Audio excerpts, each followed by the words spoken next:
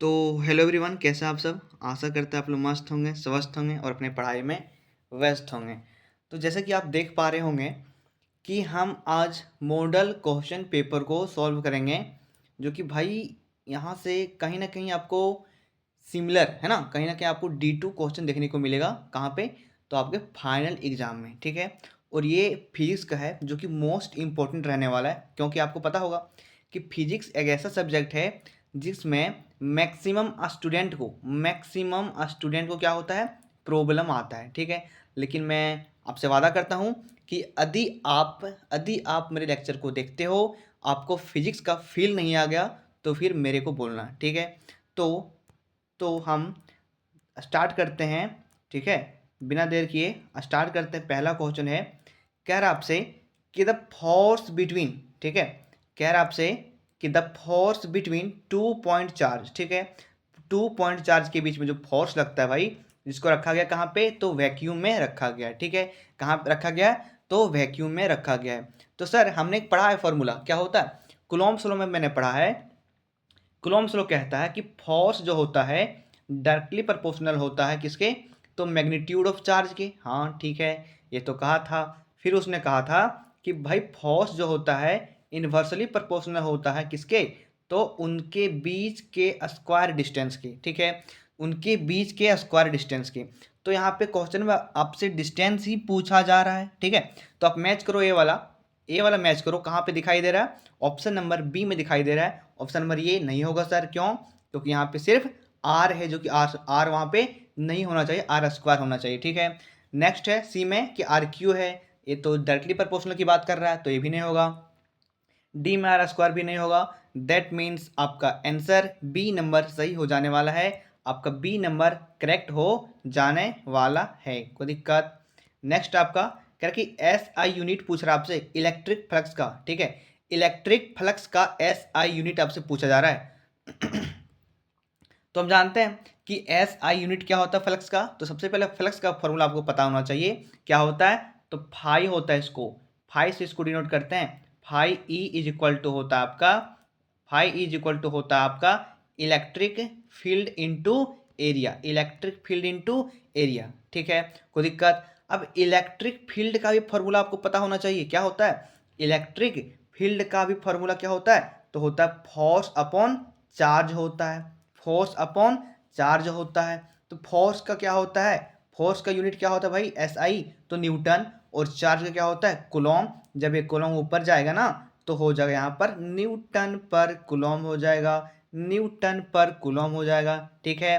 तो यहाँ पे मैं प्लेस करूँ न्यूटन पर कूलॉम, ठीक है, मैं कर दिया न्यूटन पर कूलॉम कर दिया सर।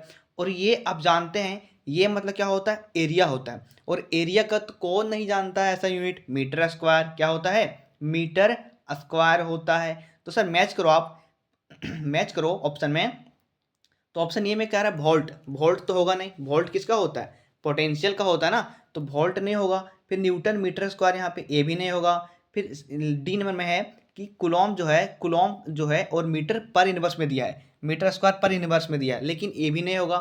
तो यहाँ पर आपका अल्टीमेटली ऑप्शन नंबर बी हो जाएगा। यदि हम इसी को अरेंज करें, इसी को अरेंज करें, तो हम इस प्रकार नहीं लिख सकते हैं, बताओ, न्यूटन पर मीटर, न्यूटन मीटर स्क्वायर पर कूलम नहीं लिख सकते हैं, बताओ बताओ बताओ, लिख सकते हैं नहीं? हाँ जरूर लिख सकते हैं। That means your option number B will be correct, your option number B will be correct, कोई दिक्कत, कोई परेशानी? ठीक है, ऑप्शन नंबर बी आपका सही हो जाने वाला क्वेश्चन सेकेंड का। नेक्स्ट आपका कह रहे the electrostatic potential on perpendicular bisector due to an electric dipole is very very important question. कि भाई आपसे पूछा जा रहा है कि एक डायपोल के कारण, एक डायपोल, सपोज मैंने एक डायपोल लिया, डायपोल में जानते हैं कि एक नेगेटिव चार्ज होता है, एक पॉजिटिव चार्ज होता है, कोई दिक्कत? अब यहाँ पे कहा रहा है परपेंडिकुलर बाइसेक्टर, भाई परपेंडिकुलर बाइसेक्टर मतलब यहाँ पे सपोज मैंने एक पॉइंट कंसीडर किया, जिसको बोलते हैं पी पॉइंट, ठीक है। तो और यहाँ कितना दूरी है, तो यहाँ से यहाँ तक का पी से डायपोल सेंटर का कितना दूरी है, डायपोल सेंटर कितना दूरी है, तो आर डिस्टेंस है, ठीक है। हम जानते हैं कि डायपोल का पूरा टोटल लेंथ कितना होता है, 12 होता है। लेकिन हम यहाँ से यदि देखें, यहाँ सेंटर से देखें, तो इसको L और इसको L लिख सकते हैं कि नहीं? लिख सकते हैं। क्यों नहीं लिख सकते हैं? तो P पे पूछा गया आपसे पोटेंशियल क्या हुआ, तो हम जानते हैं पोटेंशियल जो होगा Q चार्ज के कारण होगा, प्लस Q चार्ज के कारण होगा, एक दूसरा किसके कारण होगा, तो माइनस चार्ज Q के कारण होगा, दोनों के कारण होगा। ठीक है, तो एक प्लस हो जाएगा, यहाँ प्लस जितना आ रहा है, जितना माइनस आ रहा है यहाँ पे, उतना ही यहाँ पे प्लस आ रहा है, तो ऑल ओवर यहाँ पर जीरो हो जाएगा। प्लस माइनस क्या होगा, कटेगा ना भाई दोनों, तो क्या हो जाएगा यहाँ पे जीरो हो जाएगा। इसको प्रूफ कर सकते हो आप, जैसे पोटेंशियल होता है ना भाई, पी भी इज इक्वल टू होता ना k q by r, k q by r point charge के कारण। ठीक है, तो यहाँ पर क्या होगा, ये पॉइंट चार्ज का पोटेंशियल है। ठीक है, ये आपका पॉइंट चार्ज का पोटेंशियल है।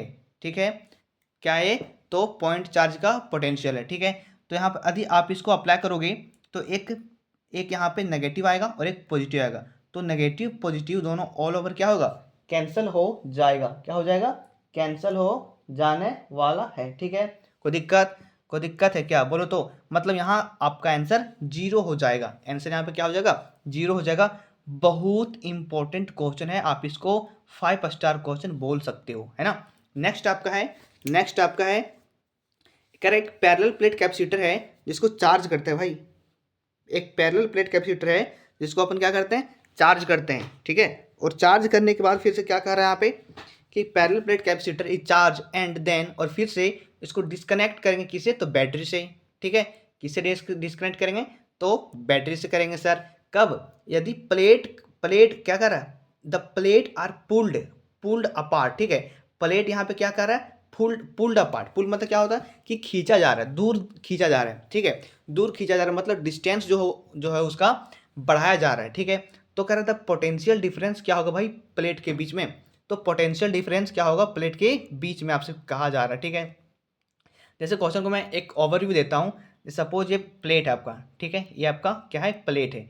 ठीक है, प्लेट है और यहाँ का डिस्टेंस आप समझ लो, कुछ भी एक्स ले लो सिंपली। ठीक है, तो यहाँ पे कह रहा कि पुल करेंगे। ठीक है, पुल करेंगे प्लेट को, जब इसको इधर खींचेंगे और इसको इधर खींचेंगे तो इसका ऑब्वियस सी बात है ये वाला पोर्शन आपका इधर खिसकेगा और ये वाला पोर्शन आपका इधर खिसकेगा। ठीक है, तो अल्टीमेटली यहाँ का स्पेस ज़्यादा हो जाएगा, मतलब डिस्टेंस यहाँ का ज़्यादा हो जाएगा। ठीक है, तो आपसे क्वेश्चन पूछ रहा है कि एक बैटरी है, जब बैटरी को कनेक्ट करते हैं, ठीक है, क्या कह रहा है कि एक पैरेलल प्लेट कैपेसिटर है, चार्ज किया जाता है और फिर इसको डिस्कनेक्ट किया जाता है बैटरी से। चार्ज कैसे होगा, बैटरी से ही तो चार्ज होगा ना।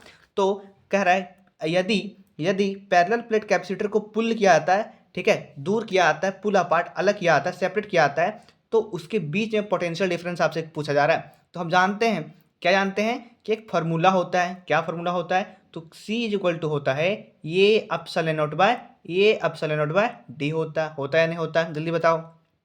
ठीक है सर, होता है। तो यहाँ पे कह रहा है कि डिस्टेंस को पुल करेंगे मतलब डिस्टेंस बढ़ाएंगे। क्या करेंगे, डिस्टेंस को बढ़ा रहे हैं अपन, क्या कर रहे हैं, तो डिस्टेंस को जब बढ़ाएंगे तो कैपेसिटेंस क्या होगा, डिक्रीज करेगा। क्यों, क्योंकि इन्वर्सली प्रोपोर्शनल है ना, तो कैपेसिटेंस डिक्रीज करेगा। और कैपेसिटेंस का आपको पोटेंशियल डिफरेंस का फॉर्मूला याद होगा। ठीक है, आपने पढ़ा होगा Q इज इक्वल टू क्या होता है, सी भी। तो यहाँ से V इज इक्वल टू क्या होगा, यहाँ पे जल्दी बताओ, क्यू बाय सी नहीं होगा, क्यू बाय सी होगा कि नहीं होगा। तो यहाँ पे क्या हो रहा था कि डिस्टेंस बढ़ रहा था, कैपेसिटेंस घट रहा था। ध्यान से सुना भाई, इंपॉर्टेंट है, बहुत इंपॉर्टेंट है, कॉन्सेप्चुअल है प्लस इंपॉर्टेंट है। ठीक है, आप इसे मिस नहीं करोगे, ध्यान से सीखोगे। ठीक है, यहाँ पे डिस्टेंस बढ़ा रहे हैं तो कैपेसिटेंस घट रहा है। ठीक है, क्यों, क्योंकि इन्वर्सली प्रोपोर्शनल होता है ना। तो फिर हमें मालूम है कि Q इज इक्वल टू होता है CV सर। यहाँ से हम भी निकालें, क्यों, क्योंकि हमसे यहाँ पे क्या पूछा जा रहा है, पोटेंशियल डिफरेंस ही तो पूछा जा रहा है ना। ठीक है, तो यहाँ से भी निकालेंगे तो Q बाय C आएगा। और पुराना वाला मतलब पिछला वाला फॉर्मूला में क्या हो रहा था, कैपेसिटेंस डिक्रीज कर रहा था। जब कैपेसिटेंस डिक्रीज करेगा ना सर, तो यहाँ पर पोटेंशियल डिफरेंस आपका इंक्रीज कर जाएगा। ठीक है, समझ गए। सबसे पहले आपको कैपेसिटेंस का फॉर्मूला लिखना है। आपसे कहा जा रहा है कि जब इसको पुल अपार्ट करेंगे मतलब जब सेपरेशन को बढ़ाएंगे, डिस्टेंस को बढ़ाएंगे, डिस्टेंस बढ़ेगा, खुद ब खुद कैपेसिटेंस घटेगा। और हम जानते हैं पोटेंशियल डिफरेंस का फॉर्मूला होता है Q/C। अब यहाँ पे क्या हो रहा था, यहाँ पर क्या हो रहा था, यहाँ पे क्या हो रहा था कि कैपेसिटेंस आपका घट रहा था, तो मैंने कैपेसिटेंस को यहाँ घटा दिया। अब जब कैपेसिटेंस घटेगा तो क्या होगा, यहाँ पे पोटेंशियल डिफरेंस आपका इंक्रीज हो जाएगा। क्यों? क्योंकि ये भी यहाँ पर पोटेंशियल डिफरेंस और कैपेसिटेंस भी क्या है, इनवर्सली प्रोपोर्शनल है, इनवर्सली प्रोपोर्शनल है। मैं आशा करता हूँ आपको अच्छे तरीके से नहीं बल्कि आपको बेस्ट तरीके से समझ में आया होगा। नेक्स्ट है आपका, अरे Ohm's law is valid when, Ohm's law कब वैलिड होता है, ठीक है, ओम्स लॉ कब लागू होता है। तो हम जानते हैं कि ओम्स लॉ हमेशा कांस्टेंट है ना, कांस्टेंट टेम्परेचर पर ही लागू होता है, ठीक है, कांस्टेंट टेम्परेचर पे लागू नहीं होता है, वोल्टेज जीरो नहीं होता है, रेजिस्टेंस इसमें वेरिएबल नहीं होता, मतलब टेम्परेचर कांस्टेंट होना ही चाहिए, तभी आपका ओम्स लॉ काम करेगा, अदरवाइज ओम्स लॉ फेल हो जाएगा। और ये एक इसका लिमिटेशन भी बोल सकते हैं कि ओम्स लॉ ऑलवेज काम करता है किस पे, तो टेम्परेचर कांस्टेंट होना चाहिए तभी काम करेगा, अदरवाइज ओम्स लॉ क्या हो जाएगा, फेल हो जाएगा। नेक्स्ट है 6 नंबर में, कह रहा है the resistivity of a conductor, very very important question. यहाँ पे बहुत लोग कंफ्यूज करते हैं कि रजिस्टिविटी को आप रजिस्टेंस समझ लेते हो, लेकिन नहीं भाई, रजिस्टिविटी अलग चीज़ होता है, रजिस्टेंस अलग होता है, ठीक है। रजिस्टेंस का फॉर्मूला आपने पढ़ा होगा, आर इज इक्वल टू होता है rho L by A, rho L by A, मतलब यहाँ पर रजिस्टेंस जो है लेंथ पर भी डिपेंड कर रहा है, एरिया पर भी डिपेंड कर रहा है, ठीक है। तो यहाँ पर रजिस्टिविटी पूछा आपसे, नॉट रेजिस्टेंस पूछा है, ध्यान से पढ़िए, ठीक है। तो रजिस्टिविटी जो होता है ना भाई, ना आपका लेंथ पे डिपेंड करता है, ना उसके कॉन्फ़िगरेशन पे डिपेंड करता है, ना उसके लेंथ पे डिपेंड करेगा, ना उसके करंट पे डिपेंड करेगा, ना उसके शेप और साइज पे डिपेंड करता है। तो किस पे डिपेंड करता है, नेचर ऑफ मटेरियल, और मटेरियल क्या है उस पर डिपेंड करता है। मतलब ऑप्शन नंबर आपका बी सही हो जाएगा, ऑप्शन नंबर आपका बी सही हो जाएगा, ठीक है, कोई दिक्कत। नेक्स्ट क्वेश्चन आपका कि the magnetic force one moving charge is maximum, maximum पूछा है आपसे, नॉट मिनिमम, ठीक है। जैसे हम अभी कंफ्यूज हो उस तरह से आपको कंफ्यूज होना नहीं हुआ, ठीक है। आपसे कहा जा रहा है कि द मैग्नेटिक फोर्स, ठीक है, one moving charge is maximum होगा भाई, कब कब, जब एंगल उसके बीच में कितना होगा। तो मैंने फोर्स का फॉर्मूला पढ़ के रखा है, क्या होता है फोर्स का फॉर्मूला, तो एफ इज इक्वल टू होता है, एफ इज इक्वल टू होता है, एफ इज इक्वल टू होता है क्यू भी बी साइन थीटा, क्यू भी बी साइन थीटा।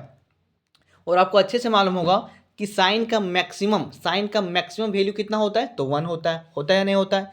तो सर 1 होगा, कब होगा, तो जब एंगल कितना होगा, 90 डिग्री होगा, जब एंगल कितना होगा, तो 90 डिग्री होगा। जब एंगल 90 डिग्री पुट करेंगे, साइन 90 कितना होता है, 1 हो जाएगा।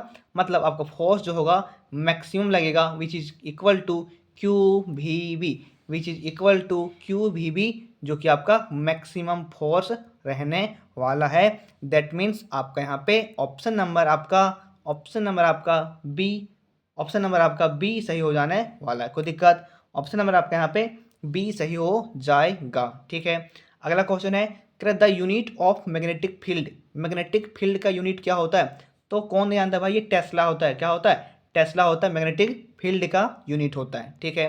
नेक्स्ट है आपका, मैग्नेटिक नीडल को रखा जाता है यूनिफॉर्म मैग्नेटिक फील्ड में, तो क्या एक्सपीरियंस करता है, तो मैंने कितना लेक्चर में इसको एक्सप्लेन भी किया अच्छा से, है ना, कि जब हम मैग्नेटिक नीडल को मैग्नेटिक फील्ड में रखते हैं तो ये क्या एक्सपीरियंस करता है, तो टॉर्क एक्सपीरियंस करता है, ना कि फोर्स, ठीक है।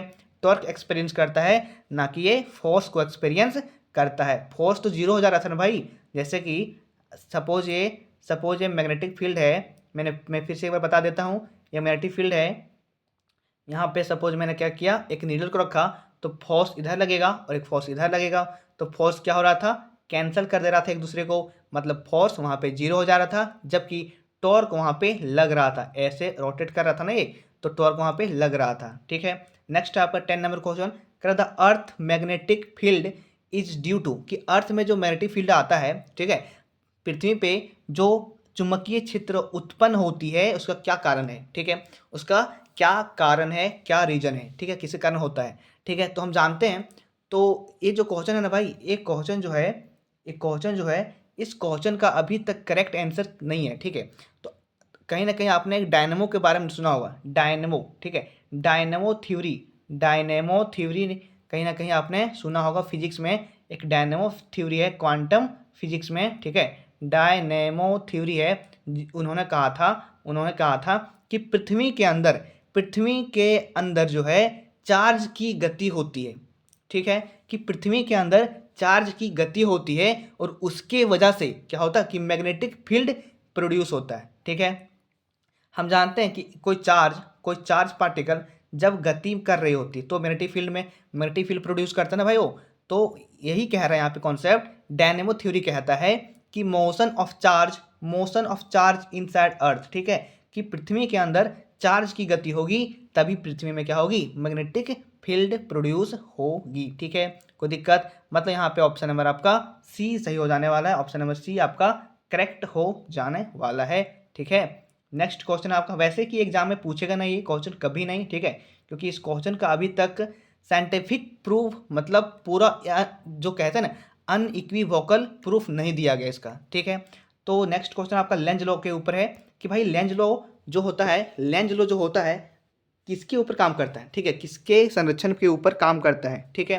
तो लेंज लॉ जो होता है आपको याद रखना है कि हमेशा लेंज लॉ एनर्जी कंजर्वेशन पे काम करता है। किस पे काम करता है, एनर्जी कंजर्वेशन पे काम करता है, एनर्जी कंजर्वेशन पे काम करता है कौन, लेंज लॉ। और कैसे काम करता है तो मैंने आपको पिछले लेक्चर में अच्छे से बता के रखा है, एक्सप्लेन करके रखा है, ठीक है। नेक्स्ट है आपका एक ट्रांसफार्मर काम करता है भाई, ट्रांसफार्मर किसके प्रिंसिपल पे काम करता है, किसके सिद्धांत पर काम करता है, ठीक है।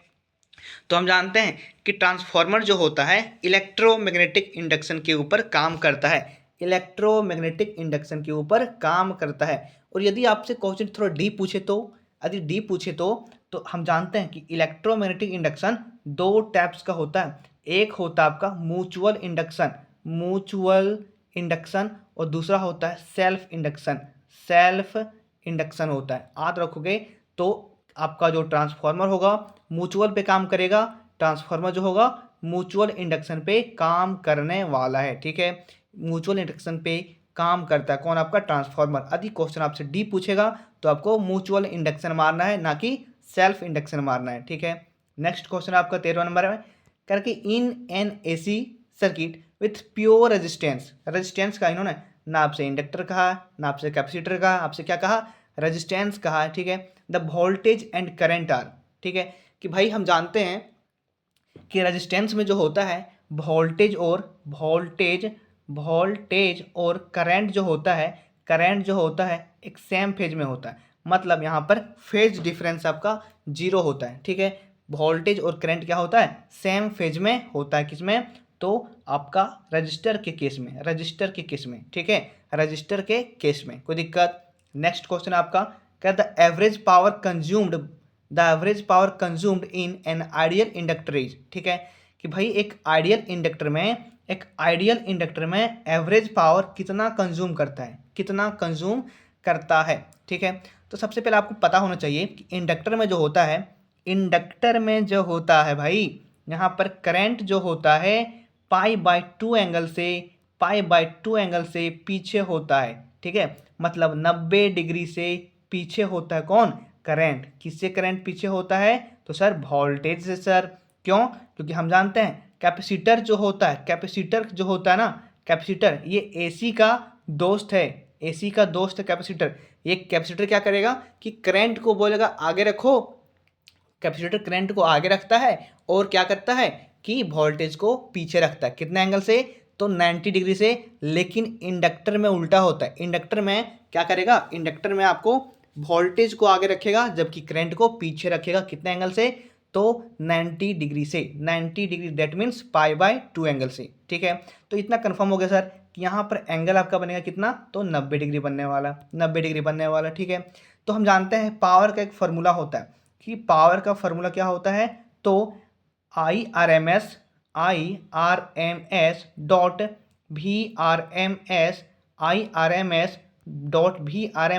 कॉस फाई, यही तो होता है फॉर्मूला, होता है नहीं होता है, जल्दी बताओ। हाँ सर सही हो, है ना, सही है, ये फॉर्मूला यही होता है पावर का। तो कॉस फाई का वैल्यू जब 90 पुट करेंगे तो आपको अच्छे से आपको पता होगा कि cos 90 कितना होता है, cos 90 कितना होता है 0।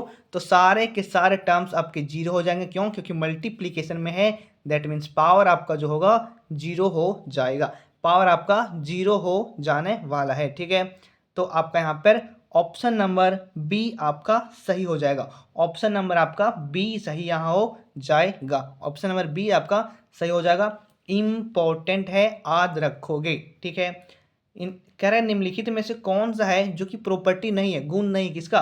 तो ईएम वेव, ईएम वेव मतलब इलेक्ट्रोमैग्नेटिक वेव, इलेक्ट्रोमैग्नेटिक वेव्स का पूछ रहा है आपसे कि कौन सा प्रॉपर्टी उसका नहीं है। तो हम जानते हैं कि इलेक्ट्रोमैग्नेटिक वेव जो होता है स्पीड, जिसका स्पीड होता है 3 × 10⁸ मीटर पर सेकंड इन वैक्यूम, सही बात है।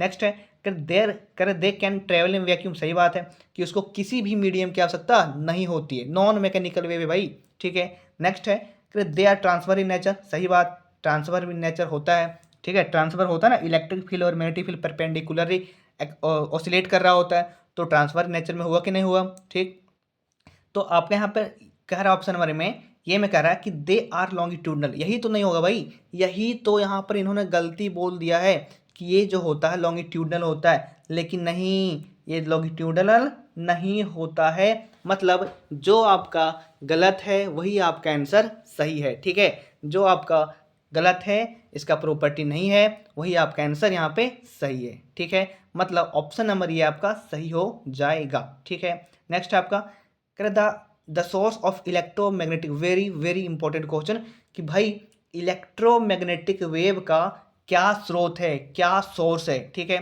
तो हम जानते हैं, क्या जानते हैं कि एक चार्ज, यहाँ पे 3 कॉन्सेप्ट में दूंगा, ठीक है, याद रखोगे, इंपॉर्टेंट है। एक चार्ज जब स्टैटिक होता है, स्टैटिक कहने का मतलब कि वो रुका हुआ होता है, स्थिर होता है, तो वो इलेक्ट्रिक फील्ड को प्रोड्यूस करता है। क्या प्रोड्यूस करता है भाई? इलेक्ट्रिक फील्ड को प्रोड्यूस करता है। क्या प्रोड्यूस करता है मेरे भाई? इलेक्ट्रिक फील्ड को प्रोड्यूस करता है। ठीक है, आगे बोलो, आगे बोल रहा हूँ, ठीक है, आगे मैं बोल रहा हूँ। ठीक है, तो जब यदि एक चार्ज मोशन में होता है, ठीक है, ध्यान सुना, ये चार्ज क्या है? स्टैटिक में है, ये चार्ज क्या है? मोशन में है, और ये भी वेलोसिटी से गति कर रहा है, भी वेलोसिटी से गति कर रहा है, तो ये क्या प्रोड्यूस करेगा? तो ये मैग्नेटिक फील्ड प्रोड्यूस करेगा। यहाँ पे आपका इलेक्ट्रिक फील्ड प्रोड्यूस हो रहा था, यहाँ पे मैग्नेटिक फील्ड प्रोड्यूस होगा। लेकिन बवाल तब होगा कि जब एक चार्ज, ठीक है, जब एक चार्ज ऑसिलेट कर रहा होता है, गजब, जब एक चार्ज ऑसिलेट कर रहा होता ना, तो वो क्या प्रोड्यूस करता है? दोनों प्रोड्यूस करेगा भाई, इलेक्ट्रिक फील्ड को प्रोड्यूस करेगा और साथ में मैग्नेटिक फील्ड को प्रोड्यूस करेगा। जबकि एक स्टैटिक चार्ज सिर्फ इलेक्ट्रिक फील्ड को प्रोड्यूस करता है और एक मोशन चार्ज सिर्फ मैग्नेटिक फील्ड को प्रोड्यूस करता है। लेकिन एक ऑसिलेशन चार्ज, जो चार्ज ऑसिलेट कर रहा होता है, वो electric field and magnetic field दोनों को प्रोड्यूस करेगा, और दोनों ही एक दूसरे के म्यूचुअली परपेंडिकुलर होगा। ठीक है, एक दूसरे के म्यूचुअली परपेंडिकुलर आपको देखने को मिलेगा। ठीक है, इस प्रकार से आपने इलेक्ट्रोमैग्नेटिक वेव के बारे में पढ़ा होगा। ठीक है, दैट मीन्स यहाँ पर आपका ऑप्शन नंबर बी जो होगा आपका सही हो जाएगा। क्यों? क्योंकि यहाँ पे लिखा है एक्सेलरेटेड चार्ज भाई, एक्सेलरेटेड चार्ज जब त्वरित होगा तभी आपका इलेक्ट्रोमैग्नेटिक वेव प्रोड्यूस होगा, otherwise electromagnetic wave can not be produce. ठीक है, कभी प्रोड्यूस नहीं हो सकता जब चार्ज एक्सेलरेट करेगा ही नहीं तो। ठीक है, नेक्स्ट आपका कह रहा है कि द क्रिटिकल एंगल, ये भी आपने पढ़ा है कि भाई द क्रिटिकल एंगल, ठीक है, for medium is the angle of incident which the angle of reflection. ठीक है, नॉट रिफ्लेक्शन, रिफ्रैक्शन। ठीक है, रिफ्रैक्शन, यहाँ पे बहुत लोग कंफ्यूज होता है कि रिफ्लेक्शन है कि रिफ्रैक्शन है, तो यहाँ पर रिफ्रैक्शन दिया गया, नॉट रिफ्लेक्शन। ठीक है, तो क्रिटिकल एंगल कितना डिग्री का होता है हम जानते हैं, कितना डिग्री का होता है? तो ये 90 डिग्री का होता है। कितना होता है? 90 डिग्री का होता है। ठीक है, नेक्स्ट आपका कह रहा है कि एक कॉन्वेक्स लेंस है, उत्तल लेंस के बारे में आपने सुना ही होगा, उत्तल लेंस के बारे में आप तो सुना होगा ना। हाँ, ये सब तो 10th क्लास का भाई, ये सारे के सारे क्या है? 10th क्लास की ही तो है। नेक्स्ट है कह रहा कि एक कॉन्वेक्स लेंस है जो कि always form a virtual image. कब? जब ऑब्जेक्ट का आपसे पूछा जा रहा है, ऑब्जेक्ट का पोजीशन आपसे पूछा जा रहा है कि ऑब्जेक्ट की पोजीशन क्या होगी जब एक कॉन्वेक्स लेंस क्या बनाएगा, तो वर्चुअल इमेज को बनाएगा हमेशा। तो हम जानते हैं कि कॉन्वेक्स लेंस जो होता है जनरली आपका वर्चुअल इमेज नहीं बनाता, रियल इमेज बनाता है और इन्वर्टेड इमेज बनाता है। लेकिन कभी कभी क्या होता है ना कि जब हम ऑब्जेक्ट को रखते हैं किसके बीच में, तो फोकस और ऑप्टिकल सेंटर के बीच में रखते हैं। फोकस और ऑप्टिकल सेंटर के बीच में रखते हैं। जैसे सपोज मैंने ये लिया, ठीक है, सपोज मैंने ये लिया एक कॉन्वेक्स लेंस है, ठीक है, एक कॉन्वेक्स लेंस है। मैंने कोई इमेज को रखा कहाँ पे, तो फोकस, ये आपका फोकस है, फोकस, और ये आपका क्या है, ऑप्टिकल सेंटर है, यहाँ मैंने रखा, ठीक है, यहाँ पे रखा। तो जो इमेज जो बनेगा इस प्रकार से, इमेज यहाँ पे जो बनेगा आपका इस प्रकार से, पीछे यहाँ पे इमेज जो बनेगा आपका, ठीक है, ये इमेज बनेगा जो आपका क्या होने वाला, वर्चुअल होने वाला और इरेक्ट होने वाला है, ठीक है। तो ये किसमें बनता है आपका, कब बनता है, तो जब हम ऑब्जेक्ट को प्लेस करते हैं कहाँ पे, तो फोकस और ऑप्टिकल सेंटर के बीच, ठीक है, कोई दिक्कत। नेक्स्ट आपका वेरी वेरी इंपॉर्टेंट क्वेश्चन है कि in Young's double slit experiment fringe width is, ठीक है। तो फ्रिंज विड्थ को हम किससे डिनोट करते हैं, तो हम फ्रिंज विड्थ को बीटा से डिनोट करते हैं। किससे, बीटा से डिनोट करते हैं, ठीक है। तो सर इसका फॉर्मूला होता है D lambda divided by D, ठीक है। तो कह रहा है कि डायरेक्टली प्रोपोर्शनल टू डिस्टेंस, नहीं कह रहा inversely proportional to the wavelength, नहीं वेवलेंथ यहाँ पे इन्वर्सली नहीं डायरेक्टली है। फिर कह रहा है directly proportional to the screen distance, yes, यहाँ पे सी नंबर जो है आपका सटीक हो जाने वाला है। क्योंकि यहाँ पे देख रहे हो कि जो है कह रहा है कि directly proportional to the screen of distance, ठीक है। ये डी जो है ना वो स्क्रीन डिस्टेंस है भाई, ये क्या है, स्क्रीन डिस्टेंस है। तो ये इन्वर्सली नहीं डायरेक्टली प्रोपोर्शनल है किसके, तो स्क्रीन डिस्टेंस के। दैट मीन्स आपका ऑप्शन नंबर सी सही हो जाने वाला, ऑप्शन नंबर आपका सी सही हो जाने वाला है। इम्पोर्टेंट क्वेश्चन है, ध्यान में रखिएगा, ठीक है, कोई दिक्कत है क्या भाई, जल्दी बोलो। नेक्स्ट आपका कल पोलराइजेशन जो होता है प्रूव करता है लाइट का, ठीक है। पोलराइजेशन प्रूव करता है लाइट का, क्या लाइट का प्रूव करता है, scalar wave, longitudinal wave, mechanical wave की ट्रांसफर वेव। तो हम जानते हैं क्या प्रूव करता है, तो ट्रांसवर्स वेव को, किसको प्रूव करता है भाई, ट्रांसवर्स वेव को प्रोड्यूस करता है, ठीक है। ट्रांसवर्स वेव को प्रूव करता है, नॉट प्रोड्यूस, प्रूव करता है, ठीक है।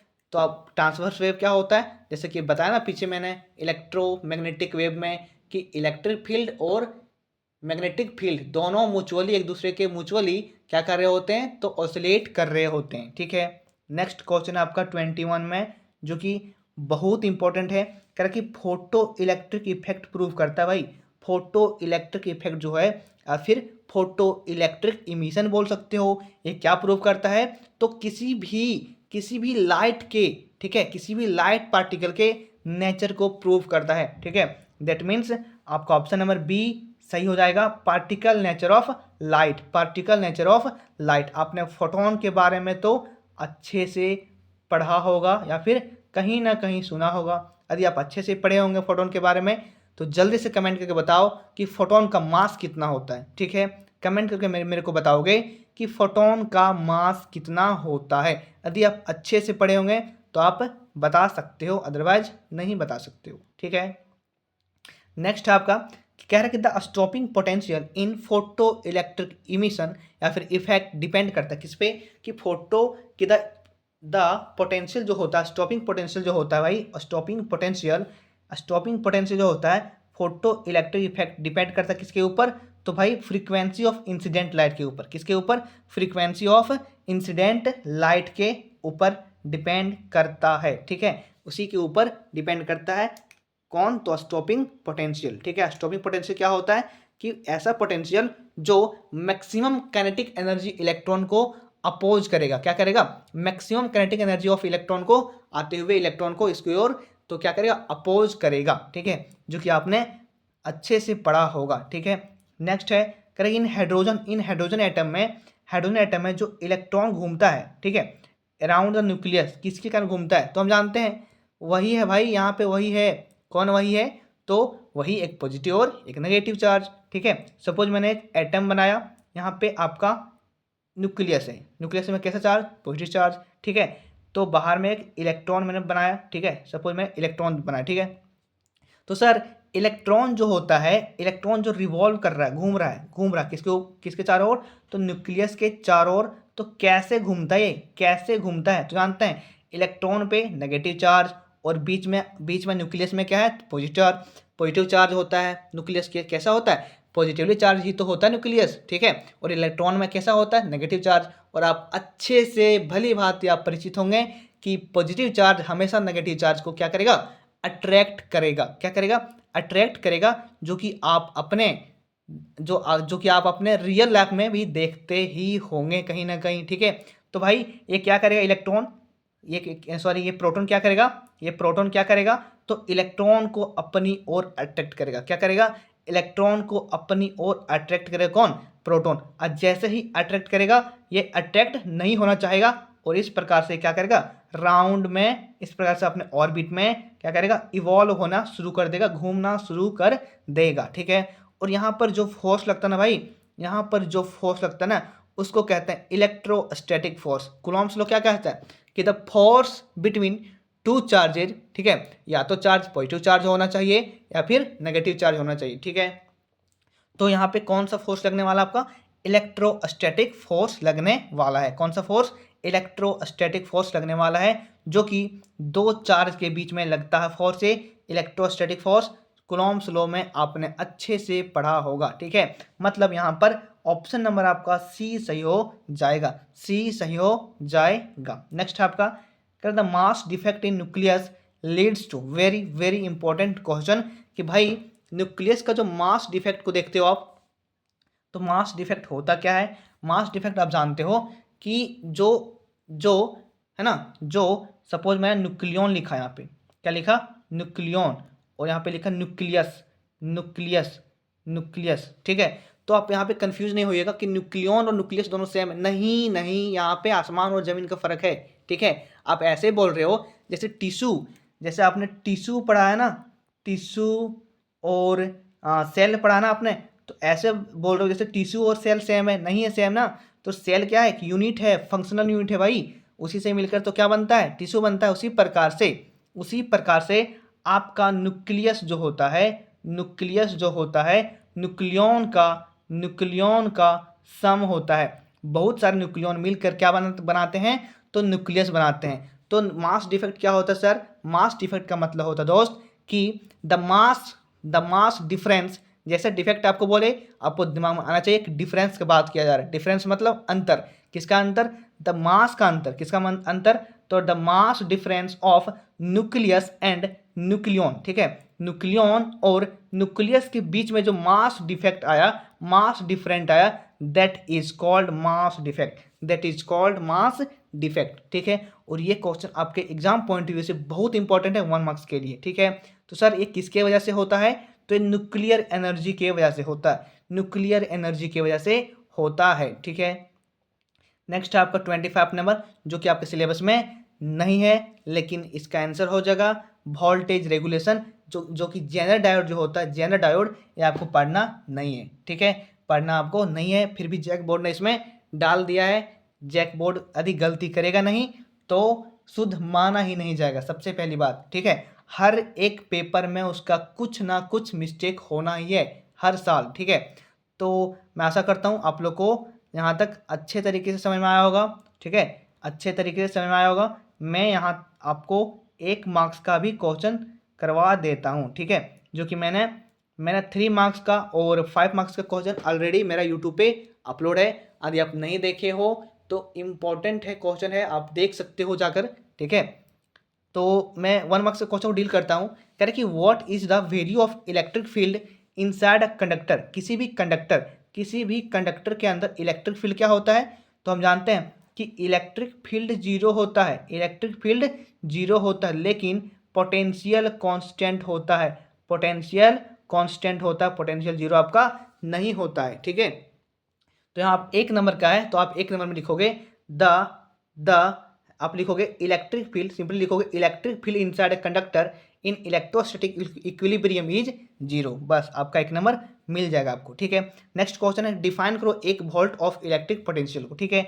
तो पोटेंशियल एनर्जी का फॉर्मूला क्या होता है, तो V इक्वल टू क्या होता है, वर्क बाय चार्ज ही तो होता है, वर्क अपॉन चार्ज ही तो होता है। तो वर्क मैंने 1 जूल लिया, 1 जूल लिया, चार्ज मैंने 1 कूलम लिया। तो आप लिखोगे यहाँ पे कि the amount of work done, the amount of work done, the moving of, ठीक है, the amount of work done to moving of 1 coulomb of charge, ठीक है, 1 कूलम ऑफ चार्ज फ्रॉम कहाँ से, तो इन्फिनिटी से, इन्फिनिटी से कहाँ, तो उनके पार्टिकुलर पॉइंट पर, ठीक है, उनके डेस्टिनेशन पॉइंट पे, ठीक है।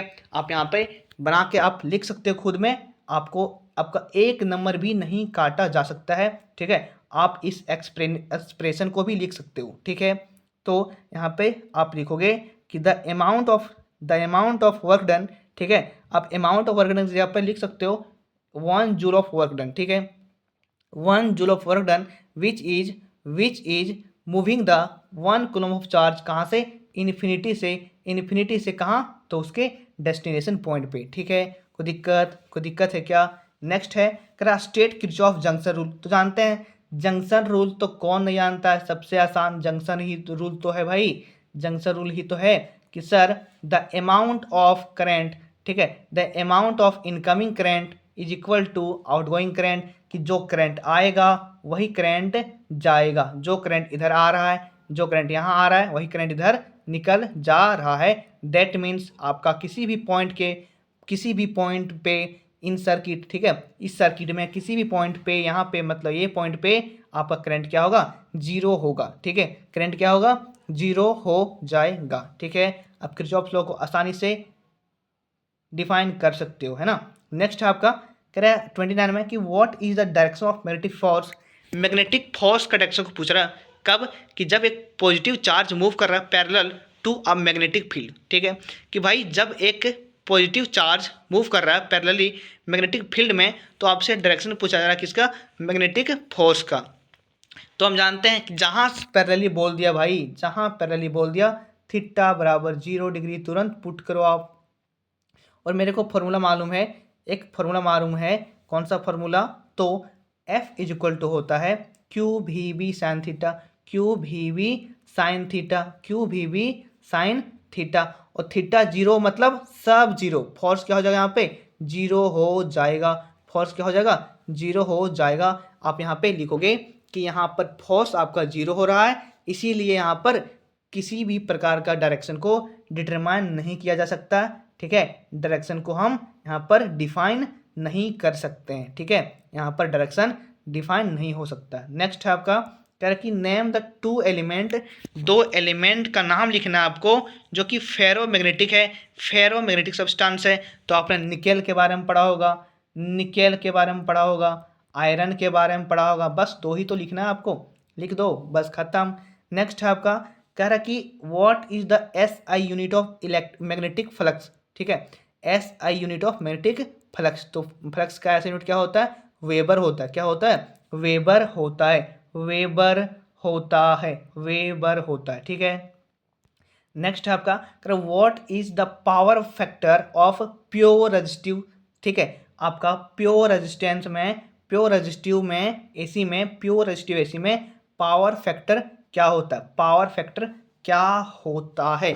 तो सर प्योर रेजिस्टिव में क्या होता है, प्योर रेजिस्टिव में क्या होता है कि थीटा जो होता है ना, थीटा जो होता है 0 डिग्री होता है। क्यों, क्योंकि हम जानते हैं रेजिस्टेंस में करंट और वोल्टेज सेम फेज में होता है, तो वहाँ पर फेज डिफरेंस क्या होता है उनके बीच में, 0 होता है। और पावर फैक्टर क्या होता है, cos फाई होता है, cos फाई होता है, cos 0 कितना हो जाएगा, 1 हो जाएगा, cos जब 0 पुट करेंगे कितना हो जाएगा, 1 हो जाएगा, मतलब आपका आंसर यहाँ पे 1 हो जाने वाला है, ठीक है। या फिर आप यहाँ पे cos फाई ही लिख सकते हो, सिंपली आपको नंबर मिल जाएगा, ठीक है। नेक्स्ट है आपका 32 में कह रहा नेम एनी 1 इलेक्ट्रोमैग्नेटिक वेव, एक इलेक्ट्रोमैग्नेटिक वेव को लिखना है, ठीक है, जो क्या काम करता है, तो सैटेलाइट कम्युनिकेशन में काम करता है, ठीक है, सैटेलाइट को कम्युनिकेट करने में काम करता है।